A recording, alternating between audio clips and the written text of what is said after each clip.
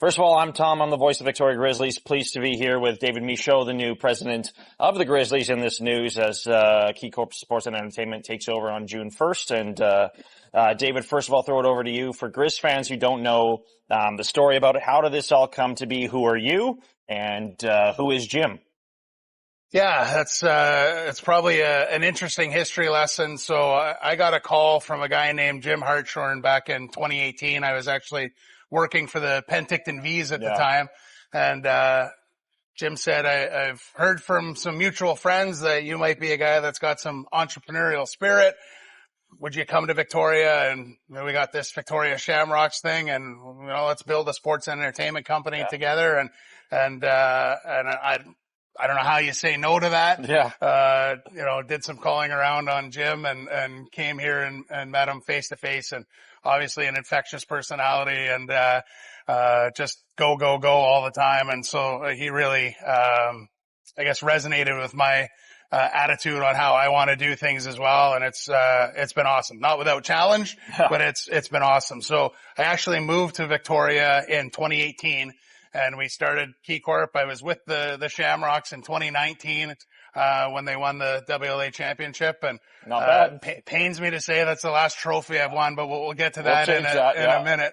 But then COVID happened, and this opportunity came to help Port Alberni, and so we actually bought a majority share of the Alberni Valley Bulldogs in 2019 as well.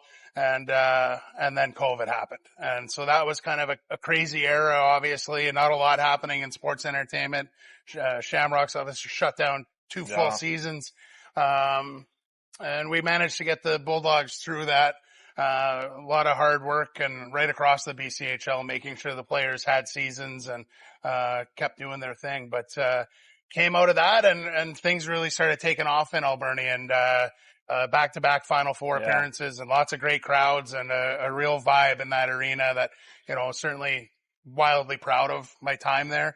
But Jim circled back, early, I'd say maybe late last year, early this year, we really started talking about, if the Grizzlies kind of became a thing, would we be interested in it, and would, Jasmine, my partner, and I leave the Bulldogs to come back here and wasn't an easy decision, but personally and professionally wanting to be great partners to Jim, and just seeing the opportunity in this facility and the legacy the Grizzlies have really made it something that we couldn't say no to. And so made the tough decision to put the Bulldogs up for sale, and we're able to find a great partner for Alberni Valley to, hopefully keep building on the work that we had done. But awfully excited to be here and roll up the sleeves and get to work here. Elbow grease. I love it. I love it. Like I said, like you said, actually, it's no secret that you were with Alberni Valley for the longest time, with Penticton as well. What's some stuff that you've learned with those two teams that you're going to bring here to Victoria? Yeah, I said in an early interview here, like I kind of feel like in Penticton, I learned how to win. Okay. And I think in Alberni, I learned how to build the business around what it takes to win. And so I really hope to combine both here. It's no secret, Tom. I've been one of the most critical guys in Alberni, with the sold out crowd saying, it's a snooze fest at the Q Center and the atmosphere is terrible here. We got to work really hard to change that. And when you talk about elbow grease, like, this thing isn't going to turn around overnight, but I am really confident, I guess would be the best way to put it, that this can work. And, here tonight, you're going to see a great crowd watching the Shamrocks. Totally. There's no reason why the Grizzlies can't earn that kind of support as well. And I think that's a really important distinction. Like, I think we got to earn that support. You can't just expect people to stroll in because Jim bought the team and David works really hard. It's going to be a process, and we're going to have to do the right things in the community with the players, and have them engaged and out there, and do right by our sponsors and the fans. And, at the end of the day, really confident with the hockey product that we're going to put out on the ice here this year. I just think fans will give us a chance once they see that this thing's in good hands. Yeah.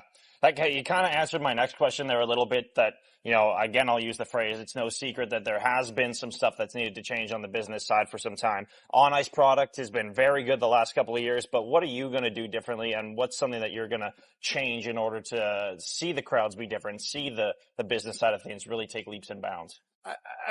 I've been in the BCHL since 2016, I guess. And so one thing I'd say that I think has happened over those 8 or 9 years is this isn't a hobby anymore. Yeah.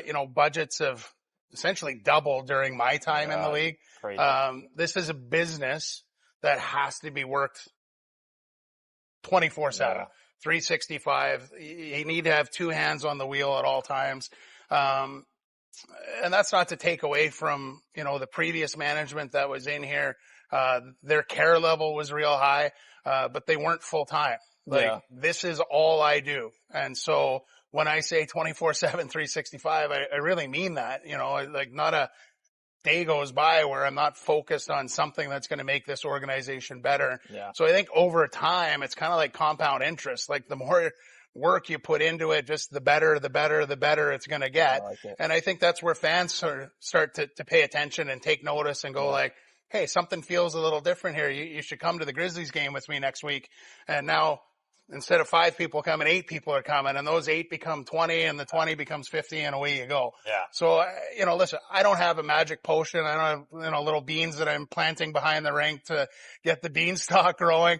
It's about hard work and, taking some of those lessons that I've learned along the way that have, paid off or shown the crowds previously that this is a fun environment to duplicate those here and make it work. Yeah.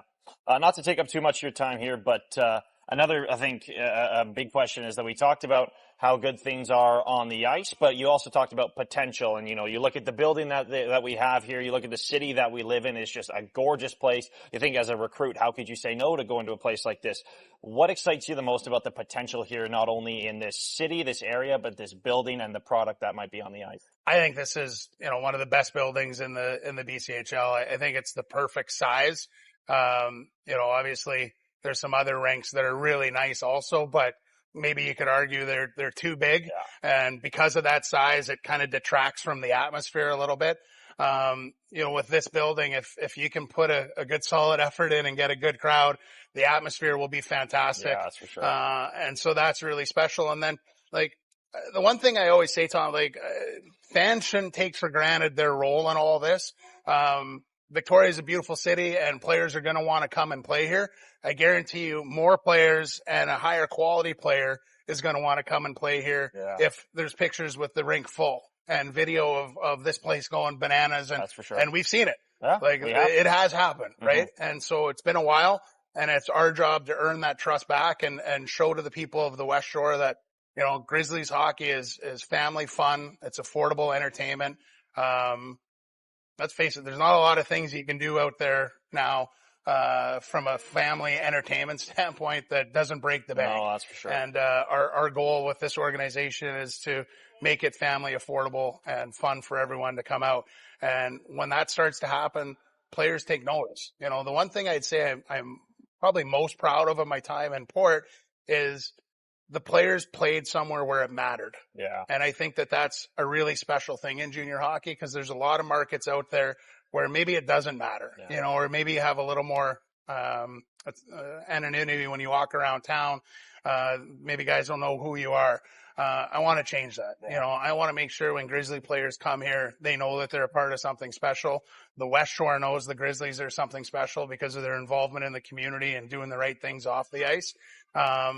And then it's just going to be a powerful machine that won't be stopped. I like that. The way you put it is quite good. Close out with a fun question though. How excited are you for this new adventure that is not only in your life, but in the Grizzlies franchise? Yeah, 12 out of 10. I mean, and again, it's not to take away anything from my time in Port Alberni. That was a really special chapter.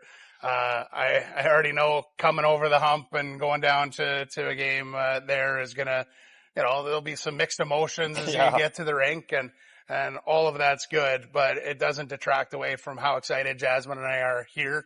We got plans on the merchandise side. We got plans on the ticketing side. got plans on the entertainment side. Wow. And on top of it, just what an amazing city to live in. You know, it's great to just get out and be active and, find a new restaurant every day. Yeah, that's for sure. And there's no end to them. No, for sure. There's no end to them. And, so you add it all up, and it's just an incredible lifestyle here that we're really, really excited about. And, I know when the puck drops this fall, we'll be even more excited. No, I can't say how excited I am too. David, appreciate it. Thanks, and Tom. Grizz fans at home, a lot to look forward to. David Michaud, new president of the Victoria Grizzlies. Tom Wilke, voice of the team, signing off. We'll see you at the building in September.